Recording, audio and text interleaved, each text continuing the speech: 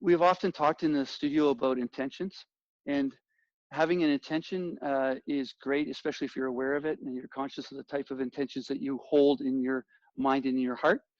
And good intentions are not good enough because you can intend to do something and never follow through. So attention helps you to focus on opportunities and behaviors that you wish to adopt and display.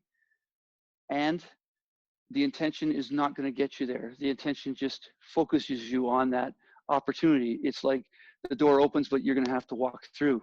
It's like the focus is now on, let's say, great behavior, but you have to seize each moment to be conscious of your behavior. So again, intentions are wonderful, and yet we need to take them further. So today we're just going to do a quick little story.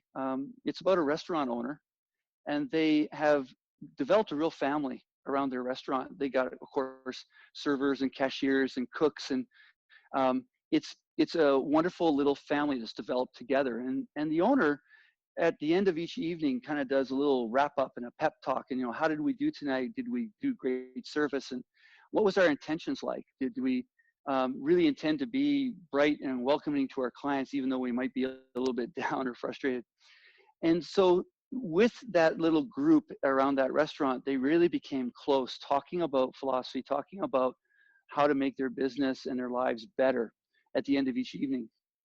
Also, at the end of each evening, once in a while, the owner would say, "Hey, we need to be careful of this." And one of the things that they needed to be aware of was there'd been some robberies in the area, and the police were warning them to, be a little bit careful with their security.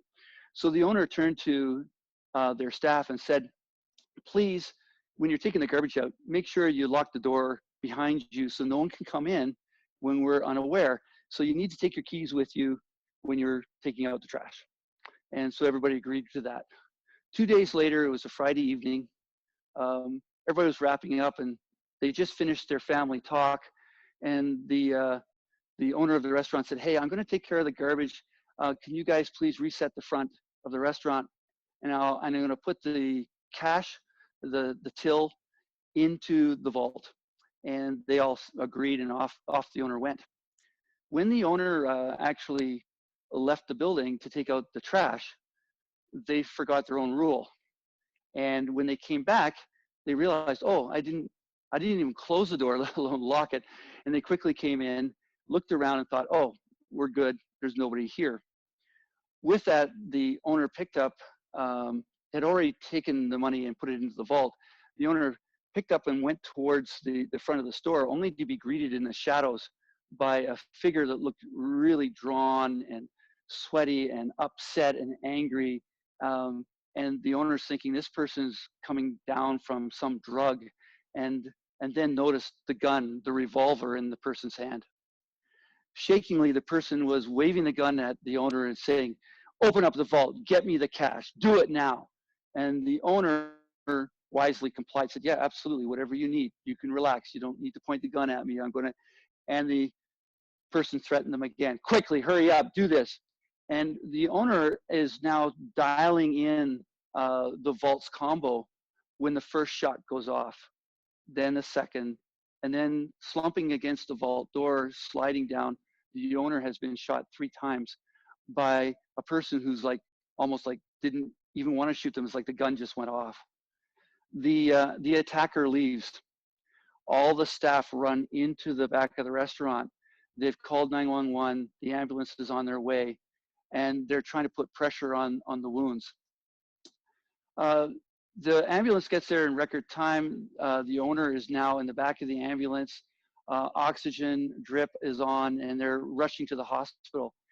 And the owner is going in and out of consciousness. And when the owner is now on a gurney being rushed down to the operation room, he hears the nurse and the doctor talking about his vitals. And they're saying, "It doesn't look good. It doesn't look like they're going to make it."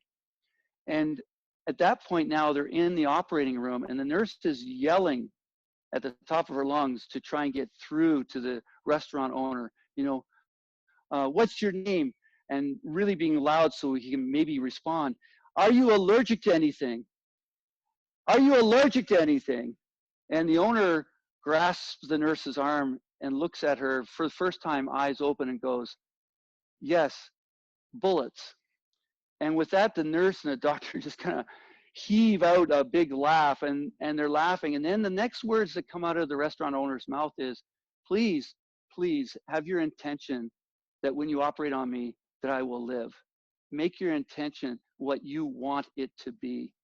And at that, you know, nitrous oxide's on, and the patient's down, and they operate on the restaurant owner. And good news, restaurant owner lives, because that's the way I wanted to end the story tonight.